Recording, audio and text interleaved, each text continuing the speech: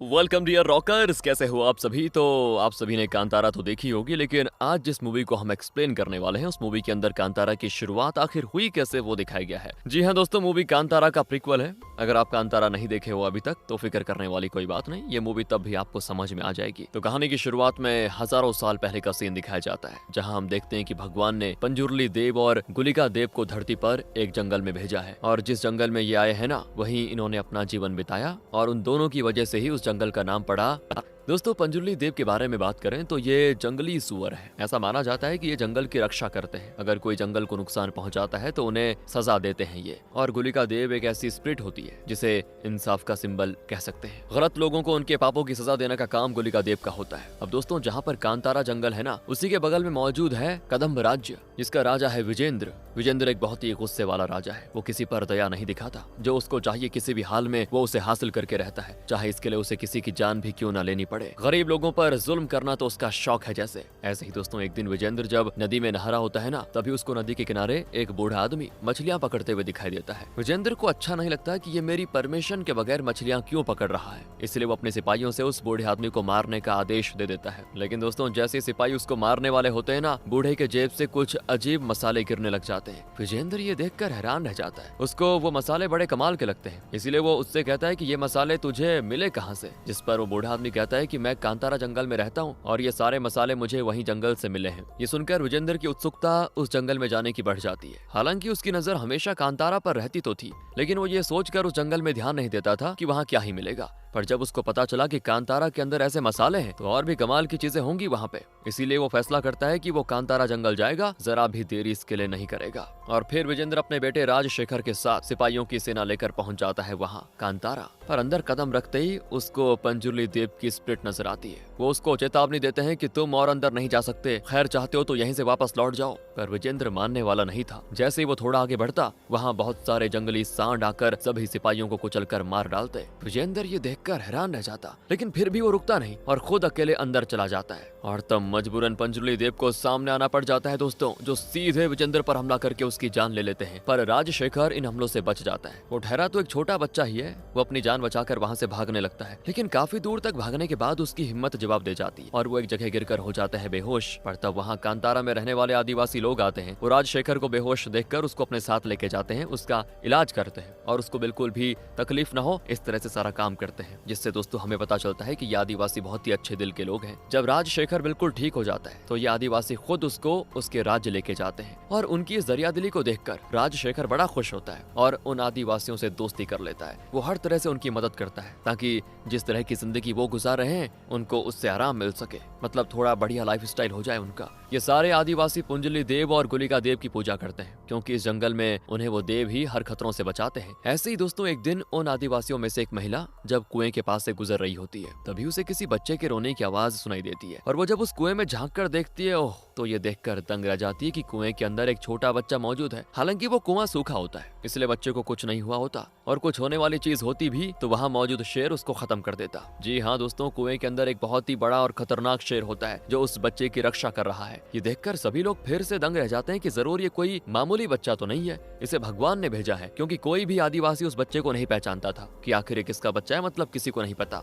इसीलिए वही महिला बच्चे को पालने का फैसला करती है, भगवान का दिया हुआ उपहार समझकर। अब दोस्तों, हमें कुछ सालों के बाद का सीन दिखाया जाता है, जहाँ राजशेखर बड़ा हो चुका है। पिता की मृत्यु के बाद वो अपने राज्य का अगला राजा बन गया। उसकी शादी भी हो चुकी है। पत्नी से उसको 2 बच्चे हैं, जिसमें से लड़के का नाम कुलशेखर और लड़की का नाम कनाकवती है। और जब कनाकवती जन्म लेती है तो बहुत ही ज्यादा कमजोर होती है। उसके अंदर उतनी भी ताकत नहीं थी कि वो खुद से अपने हाथ पैरों को हिला सके, जिससे राजशेखर बहुत ज्यादा परेशान हो जाता है। वो अपनी बेटी को कैसे ठीक करेगा इसी बारे में सोचता रहता है। तब कुछ आदिवासी उससे कहते हैं कि हम आपकी बेटी को ठीक कर सकते हैं, लेकिन शर्त यह है कि उसे हमारे साथ रहना होगा जब तक वो ठीक नहीं हो जाती तब तक, और आप फिक्र मत कीजिए, हम आपकी बेटी को अपने बच्चे की तरह ख्याल रखेंगे। इसलिए राजशेखर कनाकवती को आदिवासियों के हवाले कर देता है, जो उसी महल में रहकर उसका ख्याल रखेंगे। आदिवासी बिल्कुल अपनी बेटी की तरह उसका ख्याल रखते हैं, उसका इलाज करते हैं, जिससे होता यह है कि धीरे धीरे करते हुए कनाकवती के अंदर सुधार आ जाता है, ठीक हो जाती है वो। राजशेखर को पता था कि कांतारा के अंदर उसके पिता के साथ क्या हुआ था, इसीलिए वो अपने दोनों बच्चों को हमेशा कहा करता था कि कांतारा के अंदर कभी मत जाना, वहाँ राक्षस रहते हैं। कुछ समय और बीतता है और अब राजशेखर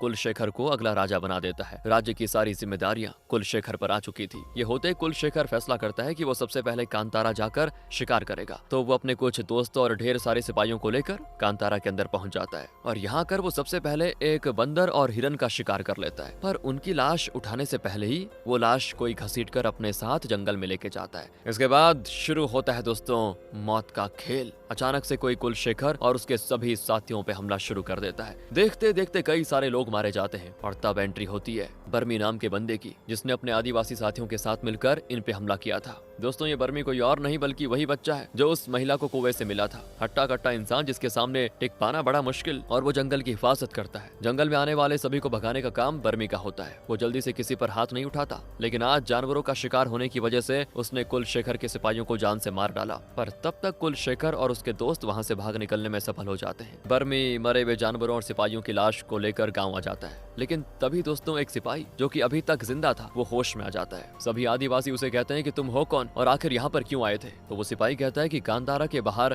कदम्ब राज्य है, वहाँ के नए राजा कुलशेखर बने, वही हमें यहाँ शिकार करने के लिए लेकर आए। सिपाही का कवच, उसके बोलने का तरीका भी थोड़ा सा नए जमाने का लगता है और ये सारे आदिवासी जमाने से एक तरह से हट के जिंदगी जी रहे थे। तो बर्मी कहता है कि हमने सुना है तुम सबके पास आधुनिक हथियार हैं, काफी तरक्की कर रखी है तुम लोगों ने, तो क्या तुम हम सबको एक बार अपने राज्य लेके जाओगे? हम सिर्फ वहाँ की चीजें देखकर वापस आ जाएंगे। सिपाही के पास दूसरा कोई रास्ता तो था नहीं, इसीलिए वो हामी भर देता है। लेकिन आदिवासी होने की वजह से कोई भी उनको पहचान सकता था, इसलिए बर्मी और बाकी आदिवासी जिन सिपाहियों को उन्होंने मारा था ना, उनके कपड़े पहनकर तैयार हो जाते हैं वो राज्य में जाने के लिए। अब सिपाही इन सभी को महल के अंदर लेके आता है। यहाँ आते ही सभी आदिवासी बिल्कुल हैरान रह चुके थे। उनको ऐसी ऐसी चीजें दिखाई देती हैं जिनके बारे में उन्होंने कभी सपने में भी नहीं सोचा होगा। उन चीजों को देखकर उनकी एक्साइटमेंट इतनी बढ़ जाती है कि उन्हें होश ही नहीं रहता कि वो भेष बदलकर यहाँ पर आए हैं। अब होना क्या था, उनकी हरकतें सभी सिपाहियों की नजर में आ जाती है कि ये सब तो जरूर कोई बहरूपिये लग रहे हैं, जो कि इस महल के तो बिल्कुल भी नहीं लगते। इसीलिए वो सिपाही बर्मी और उसके दोस्तों के पीछे पड़ जाते हैं। और यहाँ पे दोस्तों एक बढ़िया और कॉमेडी से भरी फाइट देखने को मिलती है हमें। इसी भागा दौड़ी में बर्मी की नजर जाती है कनाकवती पे, जिसको देखते ही वो उसका दीवाना हो जाता है। वो उसको बेहद ही पसंद आ जाती है। तो वहीं सिपाही अब भी बर्मी और उसके साथियों के पीछे पड़े होते हैं। एक बड़ी बग्गी के जरिए बर्मी और बाकी सिपाहियों से बचने की कोशिश करते हैं, जहाँ अकेले बर्मी सभी साथियों से लड़ रहा होता है। लेकिन तभी उनकी बग्गी आगे बढ़ते हुए एक खाई के पास आके रुक जाती है। अगर थोड़ा सा और आगे बढ़ती तो सभी सीधे खाई में जा गिरते। अब इससे होता यह कि सिपाही उनको पकड़ लेते हैं और उन्हें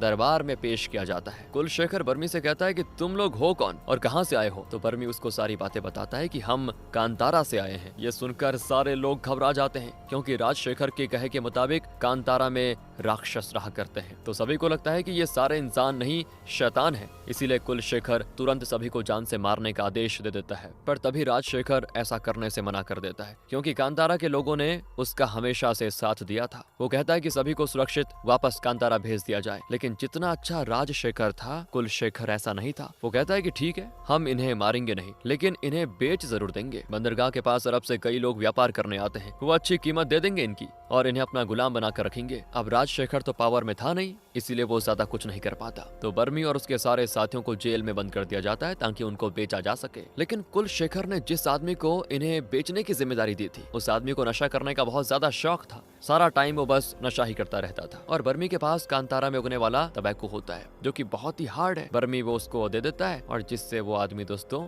सीधे अलग डायमेंशन में पहुंच जाता है, मदहोश। और इसी मौके का फायदा उठाकर बर्मी और उसके सभी साथी जेल से हो जाते हैं फरार। तो अब ये सारे लोग कांतारा वापस आ जाते हैं। बर्मी अपने गांव वालों से कहता है कि मैंने कदम्ब राज्य के लोगों को देखा, वहाँ वो लोग अलग अलग तरह की चीजें बेचने का काम करते हैं। उनके पास मसाले भी हैं, जिससे वो भारी कीमत में अरब लोगों को बेचा करते हैं। बर्मी कहता है कि हमारे कांतारा के मसाले उनके मसालों से भी ज्यादा कमाल के हैं, तो क्यों ना हम सभी मिलकर यही मसाले उगाएं और ऐसी हर वो चीज उगाने की कोशिश करें जिससे हमें ज्यादा आमदनी हो सके। और फिर क्या था, ये आइडिया सभी को बहुत ही अच्छा लगता है। जो जिंदगी वो जी रहे थे ना, उसे धीरे धीरे वो बदलने की कोशिश करते हैं। कांतारा में अब खेती बड़ी शुरू हो जाती है। पूरे कबीले में खुशी का माहौल होता है। सारे लोग अच्छे अच्छे मसाले उगाकर बंदरगाह पर बेचने जाया करते हैं। वहाँ उनके मसालों को खूब पसंद भी किया जाता है और मसालों के बदले बर्मी और उसके साथी जरूरत का सामान ले लेते हैं, जो मतलब जंगलों में नहीं मिल सकता वो चीजें। सब कुछ बढ़िया चल रहा होता है। पर तब कनाकवती को पता चल जाता है कि बर्मी और आदिवासी बंदरगाह पर सामान बेचते हैं। इसीलिए वो बर्मी को अपने पास बुलाती है और उससे कहती है कि देखो, मैं तुम्हें सामान बेचने से मना नहीं करूंगी, तुम बिल्कुल बेच सकते हो, लेकिन तुम जो भी बेचोगे उस पर तुम्हें टैक्स देना होगा, क्योंकि वो बंदरगाह हमारे राज्य की जमीन पर मौजूद है। ये सुनकर बर्मी कहता है कि माफ करना, मैं आपको टैक्स नहीं दे सकता,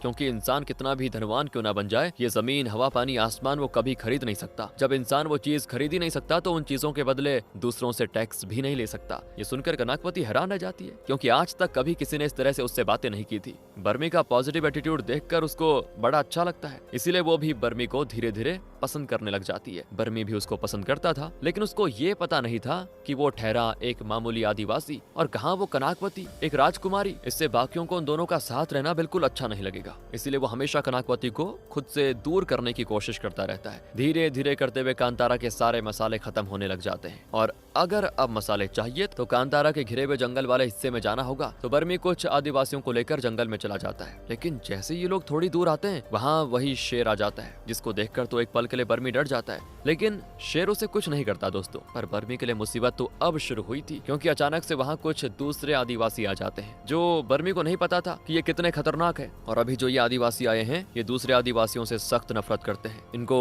कड़प्पा आदिवासी कहा जाता है। तो ये लोग बर्मी और उसके साथी को देखकर भड़क जाते हैं और उन सभी पर हमला करने लगते हैं। इतना ही नहीं, जंगल में रहने वाले छोटे छोटे बंदर भी उन्हें चारों तरफ से घेर लेते हैं, जिनकी तादाद हजारों में होती है। एक को तो वो नोच नोच कर खा जाते हैं, और जो बचते हैं उन्हें बंदी बना लिया जाता है। बचने की कोई उम्मीद नजर नहीं आ रही थी, और तब वहाँ वो शेर आता है, जो बर्मी और उसके दोस्तों को उन आदिवासियों से बचाता है दोस्तों, और सारे कड़प्पा आदिवासियों को खदेड़ देता है वहाँ से। इसके बाद बर्मी और बाकी अपने कबीले में वापस आ जाते हैं, जहाँ कबीले के लोग उन्हें खूब चिल्लाते हैं कि बेवकूफ हो क्या, किससे पूछकर तुम जंगल की गहराई में गए थे, तुम्हें पता भी है वहाँ कड़प्पा आदिवासी रहते हैं, बहुत ही बुरे लोग हैं वो, शैतान से कम नहीं है, काला जादू करके लोगों को और जानवरों को अपने वश में कर लेते हैं। ये बात कुछ समय पहले की है, जब एक कड़प्पा आदिवासी हमारे कांतारा जंगल के अंदर आए थे। उन्होंने कहा कि उनका गांव बाढ़ में बह गया, उनके पास न खाने को कुछ था और न रहने की कोई जगह, इसीलिए हमने उनको रहने की जगह दी, उनका अच्छे से ख्याल रखा, अपनों की तरह उनको ट्रीट किया। लेकिन बाद में हमें उनके यहाँ आने का असली मकसद पता चला कि ये लोग तो यहाँ रहने नहीं बल्कि पंजुली देव और गुलिका देव की शक्तियों को छीनने आए हुए हैं। उनको पता था कि कांतारा के अंदर पंजुली देव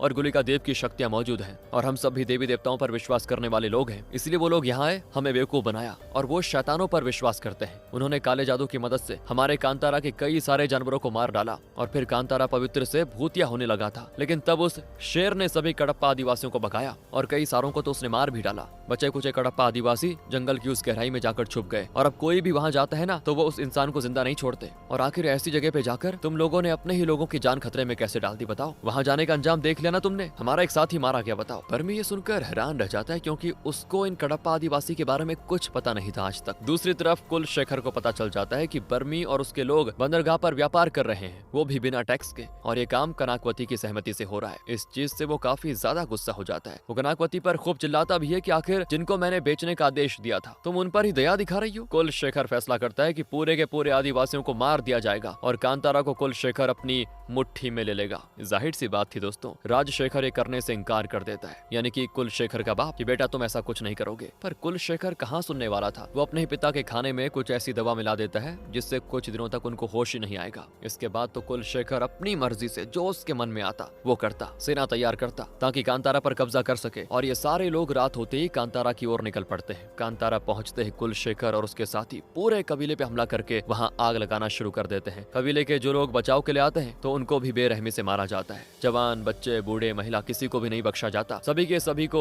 बेरहमी से मार दिया जाता है। बर्मी और उसके सभी साथी कबीले में मौजूद नहीं थे, लेकिन उनको कबीले से चीख पुकार की आवाज आती है। ये सुनकर बर्मी और उसके साथी तुरंत कबीले की ओर भागे आते हैं, और यहाँ कबीले में लोग पंजुली देव और गुलिका देव के पत्थर के पास आकर उनसे प्रार्थना करते हैं कि हमें बचा लीजिए, वरना ये लोग हमें मार डालेंगे। तब तक वहाँ बर्मी आ जाता है। कबीले का हाल देखकर उसकी रूह कांप जाती है दोस्तों। चारों तरफ बस लाशें ही लाशें होती है। पूरे कबीले के लोग आग के हवाले हो चुके थे, और तब उसको दिखाई देता है कुलशेखर, जिसने उसकी माँ को बंदी बना के रखा होता है। बर्मी जैसे ही उनको बचाने जाता है, उसके सामने ही कुलशेखर तलवार से बर्मी की माँ का गला काट देता है, और ये नजारा बर्मी बर्दाश्त नहीं कर पाता। वो इतना गुस्सा मान चुका हो मानो ज्वालामुखी फट चुका हो। तभी कुछ अजीब होता है। भगवान की तरफ से उसको एक खास शक्ति प्रदान होती है दोस्तों, और ये शक्ति होती है गुलिका देव की। वो जैसे बर्मी के शरीर के अंदर जाते हैं ना, बर्मी गुलिका देव में बदल जाता है, और ये गुलिका देव का सबसे क्रोधित रूप था। इस चीज को देखकर एक पल के लिए तो कुलशेखर की भी सांसें अटक जाती है कि आखिर वो देख क्या रहा है। वो अपने सभी सिपाहियों को बर्मी को मारने का आदेश देता है, लेकिन बर्मी एक एक करके उन सभी को बेरहमी से मार डालता है। वो उनको ऐसे पटक रहा था जैसे कोई जानवर अपने शिकार को पटकता है। और अब बारी थी कुलशेखर की। अपने साथियों को मरता देखकर वो वहां से भागने की कोशिश करता है, लेकिन बर्मी उसको नहीं छोड़ता दोस्तों, उसकी भी जान ले लेता है। लेकिन गुलिका देव के अंदर समाने की वजह से बर्मी अपने शरीर को कंट्रोल नहीं कर पा रहा था, और तब एक बूढ़ा आदिवासी बर्मी के अंदर से गुलिका देव को बाहर निकालने में मदद करता है। और दोस्तों ये वही बूढ़ा आदमी होता है जिसे हमने मूवी की शुरुआत में मछलियां पकड़ते हुए देखा था। इस आदमी की मदद से बर्मी की जान बच जाती है। मानो कि इस बूढ़े आदमी के अंदर कुछ तो खास बात है, लेकिन अब तक कबीले के कई सारे लोग मारे जा चुके होते हैं। आधा कबीला लाशों का ढेर बन गया था, जहाँ देखो वहाँ सिर्फ लाशें ही लाशें होती हैं। सभी अपनों को खोने से एकदम टूट चुके थे। दूसरी तरफ राजशेखर को होश आता है। उन्हें सामने बेटे की लाश दिखाई देती है, जिस चीज से वो भड़क जाता है कि ये किसने किया। और तब बाकी लोग उसको सारी बातें बताते हैं कि कुलशेखर की गलतियों की वजह से ही उसके साथ ये हुआ। और तब ना चाहते हुए भी राजशेखर कोई कदम नहीं उठाता, क्योंकि जिस तरह से वो तकलीफ और गुस्से में है, ठीक उसी तरह से वो कांतारा के लोग भी होंगे। इसीलिए वो अपने बेटे का अंतिम संस्कार चुपचाप कर देता है। लेकिन कांतारा पर कुलशेखर द्वारा किए गए हमले के बाद से ही महल में कुछ भी ठीक नहीं चलता। राजशेखर शिवजी का एक मंदिर बनाने के लिए खास तरह का शिवलिंग बनवाता है, लेकिन मंदिर में लगने से पहले ही वो अनजान कारणों से टूट जाता है। राजशेखर को समझ नहीं आता कि ये सब क्या हो रहा है। तब एक पंडित जी राजशेखर से कहते हैं कि ये चीजें कांतारा के लोगों के शाप की वजह से हो रही है। जब तक कांतारा के लोग हमें माफ नहीं कर देते कुलशेखर की गलतियों के लिए ना, तब तक कुछ भी ठीक नहीं होगा। तब राजशेखर फैसला करता है कि वो कांतारा के लोगों को मनाएगा। वो कनाकवती को कांतारा भेजता है ताकि वो उनसे माफी मांग सके, जिससे हो सकता है कि राज्य के लोग शाप हटा दे। इसलिए कनाकवती कांतारा जाती है, लेकिन वहां आते ही कांतारा के लोग उसको घेर लेते हैं। वो किसी भी महल वालों से बात नहीं करना चाहते थे, लेकिन कनाकवती उनके सामने हाथ जोड़कर खड़ी हो जाती है, उनसे माफी मांगती है कि जो कुलशेखर से हो गया उसके लिए मैं अपने पूरे राज्य की तरफ से आप लोगों से माफी मांगती हूँ, आप हमें माफ कर दीजिए। लेकिन बर्मी कहता है कि कुलशेखर ने जो किया उससे न सिर्फ हमारे कबीले के लोगों की जान गई, बल्कि हमारे देव भी गुस्सा हो चुके हैं, इसलिए तुम लोगों को माफी नहीं मिलेगी। और कनाकवती कहती है कि जान हमारे लोगों की भी तो गई है, इसलिए मैं इस दुश्मनी को खत्म करना चाहती हूँ। मैं आप सभी से ये विनती करती हूँ कि आप सभी पंजरुली देव के पत्थर को हमारे राज्य के मंदिर में शिवलिंग के साथ रखवा दे। इससे पंजरुली देव को भी अच्छा लगेगा और दोनों तरफ के लोग शांति पूर्वक रह पाएंगे। उसका ये प्रस्ताव सभी आदिवासियों को अच्छा लगता है, इसलिए बर्मी पंजरुली देव के पत्थर को लेकर राज्य के महल आ जाता है। यहाँ एक बहुत ही बड़ी पूजा रखी जाती है और पंजरुली देव के पत्थर की मंदिर में स्थापना कर दी जाती है। इस तरह से कांतारा और राज्य के बीच की दुश्मनी खत्म हो चुकी थी। इसके बाद बर्मी और बाकी आदिवासी वापस कांतारा आ जाते हैं, लेकिन यहाँ आते ही कबीले के जितने भी बच्चे थे वो सभी अनजान कारणों से बीमार पड़ जाते हैं। सभी की तबीयत अचानक खराब हो जाती है कि मानो वो मारे जाएंगे। किसी को समझ नहीं आता कि आखिर उनके बच्चों के साथ ये क्या हो रहा है। और तब रिचुअल करने के बाद उन्हें पता चलता है कि पंजरुली देव को बंदी बना लिया गया है। यही वजह है कि बच्चे बीमार हो रहे हैं। और अब दोस्तों यहाँ पे आता है एक क्लाइमेक्स ट्विस्ट। तो ये सारा प्लान कडप्पा आदिवासियों का ही था। उन लोगों ने ही पंजरुली देव को पत्थर के जरिए बंदी बना लिया था। दोस्तों जैसा कि हमने देखा था, कनाकवती जब पैदा हुई थी उस टाइम वो बिल्कुल कमजोर थी, उसके अंदर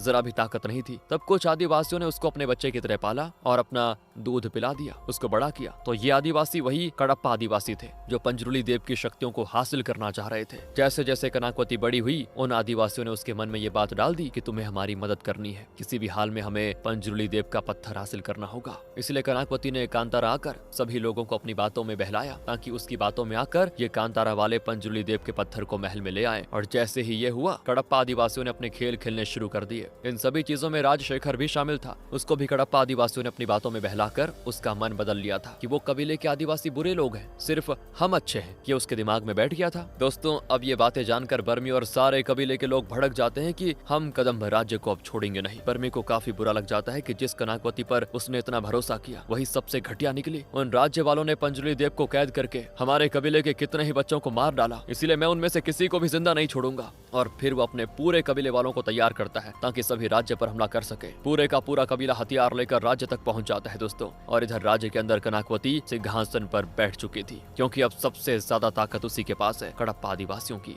कनाकवती राजशेखर से कहती कि पिताजी, मैं आपको और ज्यादा शक्तिशाली बना सकती हूँ, जिसकी मदद से आपका मुकाबला कोई नहीं कर पाएगा। ये दोनों एक गुफा के अंदर जाने के बाद किसी तरह का कोई रिचुअल करते हैं ताकि राजशेखर को काले जादू की शक्ति दी जा सके। जैसे जैसे ये होता है ना दोस्तों, वैसे वैसे राजशेखर ताकतवर बनता जाता जाता है, जिसका मुकाबला करना अब काफी मुश्किल होगा। तो वहीं ये महायुद्ध शुरू हो चुका था। कांतारा के आदिवासी और राज्य के सिपाही एक दूसरे के साथ लड़ते लड़ते एक दूसरे को मारने की कोशिश करते हैं। युद्ध में कनाकवती भी शामिल हो जाती है। बर्मी जब राजशेखर से लड़ने की कोशिश करता है तो वो उससे लड़ ही नहीं पा रहा था, क्योंकि इतना ताकतवर बन चुका था वो राजशेखर कि उसका मुकाबला करना अब बर्मी के बस की बात नहीं थी। और तब वही बूढ़ा आदमी दोबारा से बर्मी के पास आता है दोस्तों। उससे कहता है कि तुम इनकी ताकत का मुकाबला नहीं कर पाओगे, तुम्हें अपनी शक्तियों को समझना होगा। तुम आम इंसान नहीं हो, तुम कौन हो ये तुम्हें वहीं पता चलेगा जहाँ तुम मिले थे। समय बहुत ही कम है, तुम तुरंत वहाँ जाओ, तब तक मैं इनको रोकने की कोशिश करता हूँ। बर्मी ये सुनते ही सीधा वहाँ चला जाता है और वो बूढ़ा आदमी अपनी जादुई छड़ी से राजशेखर और कनाकवती को रोकने की कोशिश करता है, लेकिन वो अकेले कहाँ रोक पाता यार उनको। जैसे ही उसकी छड़ी कमजोर होती है वो बेचारा बूढ़ा आदमी मारा जाता है। उसके मरते ही उसकी आत्मा गायब। इधर बर्मी दोस्तों उसी कुएं के अंदर जाता है, जहाँ आते ही अपने आप एक टनल बन जाता है। ऐसा लगता है मानो भगवान खुद चाहते हो कि बर्मी यहाँ पे आए। और बर्मी जैसे ही उस टनल के अंदर जाता है उसे वहाँ एक भयावह शिवलिंग दिखाई देती है। वो उस शिवलिंग की तरफ बढ़ता है, लेकिन तभी उसको ऐसा महसूस होता है कि यहाँ कुछ तो पहले से मौजूद है, कुछ ऐसा जो बहुत ही खतरनाक है। थोड़ा सा घबराकर जैसे ही वो अंदर प्रवेश करता है ना, उसको वहाँ एक राक्षस दिखाई देता है जो शिवलिंग की रक्षा करता है। वो बर्मी को यहाँ देखकर उससे लड़ने लग जाता है और इन दोनों के बीच हमको एक घमासान लड़ाई देखने को मिलती है। राक्षस बर्मी को मारने की कोशिश तो करता है, लेकिन बर्मी वहाँ पे रखे हुए प्राचीन त्रिशूल को उठा लेता है, जिसे छूने की ताकत किसी भी इंसान में नहीं है। और ये होते ही बर्मी के अंदर फिर से गुलिगा देव आ जाते हैं। इस बार तो वो और भी ज्यादा क्रोधित नजर आते हैं। साथ ही त्रिशूल के छूते ही पंजुली देव आजाद हो जाते हैं। और ये कम नहीं था कि तभी एक सांप बर्मी के गर्दन के चारों तरफ आकर लिपट जाता है, जैसे कि शिव जी स्वयं वहाँ पे आ चुके हो दोस्तों। यानी कि उनका भी आशीर्वाद मिल चुका है बर्मी को। और तब उसे पता चलता है कि उसे दुनिया में क्यों भेजा गया है, उसके जीने का मकसद क्या है। दरअसल जब लोगों पर राजाओं का अन्याय बढ़ने लगे, बेकसूर लोगों की जान ली जाएगी, जंगलों को नुकसान पहुंचाया जाएगा, तब भगवान ने इस अन्याय को खत्म करने के लिए बर्मी को मसीहा बनाकर भेजा। वो आम इंसान नहीं बल्कि ईश्वर का गण है, यानी साथी। उस पर भगवान का आशीर्वाद है, वो देवताओं को अपने अंदर समा सकता है। आज गुलिका देव के साथ साथ शिव जी का भी उसको आशीर्वाद मिलता है। उसका मुकाबला अब शायद ही कोई शैतान कर पाएगा, इतना ज्यादा ताकतवर बन चुका है बर्मी। उसको ऐसे देखकर वो राक्षस भी दोस्तों बर्मी के सामने झुककर उसको प्रणाम करने लग जाता है। और अब बर्मी पूरी तरह से तैयार होकर दोबारा युद्ध करने पहुंच जाता है। और इस बार की उसकी एंट्री एकदम से कमाल की होती है। थिएटर में तो सीटियां बजने लग गई थी इस एंट्री पर, क्योंकि बर्मी जब आया था तो उसके साथ पंजुली देव और गुलिगा देव की शक्तियां थी। वो शेर भी उसी के साथ मौजूद था दोस्तों। और ये देखकर कड़प्पा आदिवासी का लीडर उससे लड़ने जाता है। लड़ने नहीं, अपनी मौत को दावत देने जाता है वो। और होता भी वही है, बर्मी पलक झपकते ही उसको मार डालता है। इसके बाद वो राजशेखर और कनाकवती को मारने उनकी तरफ बढ़ता है, लेकिन जैसे ही वो राजशेखर के अंदर तलवार घुसाने की कोशिश करता है ना, बीच में कनाकवती आ जाती है। वो बर्मी से कहती है कि तुम मुझे नहीं मार सकते, हर महिला के अंदर देवी का रूप होता है, तुम अभी एक देव हो और देव होकर मेरी जान नहीं ले सकते। पर गुलिगा देव उससे कहता है कि तुम महिला के नाम पे कलंक हो, इसलिए तुम्हें मारने में मुझे कोई दिक्कत नहीं होगी। और इसके बाद वो अपनी बड़ी बहन चामुंडा देवी को बुलाने लगते हैं ताकि वो कनाकवती को मार डाले। और तब बर्मी के अंदर चामुंडा देवी समा जाती है। और ऐसा होते ही वो तुरंत कनाकवती की गर्दन तोड़कर उसकी हत्या कर देती है। राजशेखर खुद को बचाते हुए बर्मी से उसका त्रिशूल लेने की कोशिश करता है, लेकिन चामुंडा देवी उसको भी जान से मार डालती है। इस तरह से होती है कांतारा के लोगों की जीत और कदम्ब राज्य का विनाश। इसके बाद पंजुली देव के पत्थरों को फिर से जंगल में स्थापित कर दिया जाता है, जिससे कांतारा में दोबारा खुशियां लौट आती हैं दोस्तों। धीरे धीरे आदिवासी भी सारी चीजों को भुलाकर आगे बढ़ने लगते हैं। और अब हम यहाँ से कुछ सालों के बाद का सीन दिखाते हैं, जहाँ बर्मी की शादी हो चुकी है, उसका एक बेटा भी है। और तब बर्मी के अंदर दोबारा से पंजुली देव की स्प्रिट आ जाती है, जो उसे कुएं में वापस जाने को कहते हैं, जहाँ से वो पहली बार कांतारा के लोगों को नजर आया था। यानी कि भगवान ने उसको वापस अपने पास बुला लिया। जिस तरह से उन्होंने उसको भेजा था वैसे ही उसको वापस भी बुला लिया। और अब मूवी के आखिरी सीन में हम देखते हैं एक बच्चे को, जिसे एक आदमी बर्मी की ही कहानी सुना रहा होता है। वो बच्चा कोई और नहीं बल्कि बर्मी का ही बेटा है दोस्तों। और ये सुनकर वो बच्चा एकदम से हैरान रह जाता है। वो उस आदमी से कहता है कि तो क्या अब वो कुआं और पिताजी इस दुनिया में नहीं है, वो चले गए क्या, मुझे उनके बारे में जानना है। तो वो आदमी उसको कहानी बताने को तैयार हो जाता है कि आखिर बर्मी के साथ क्या हुआ और वो अभी कहाँ पर है। लेकिन दोस्तों ये कहानी हमें तब पता चलेगी अगले पार्ट में। इसी के साथ ये कहानी यहाँ पे खत्म हो जाती है। बताइए आपको मजा आया कि नहीं, फील आया हो तो लाइक करें, कमेंट करें, शेयर करें। मिलते हैं आपसे अगली वीडियो में, ध्यान रखेगा अपना। And finally thanks for watching.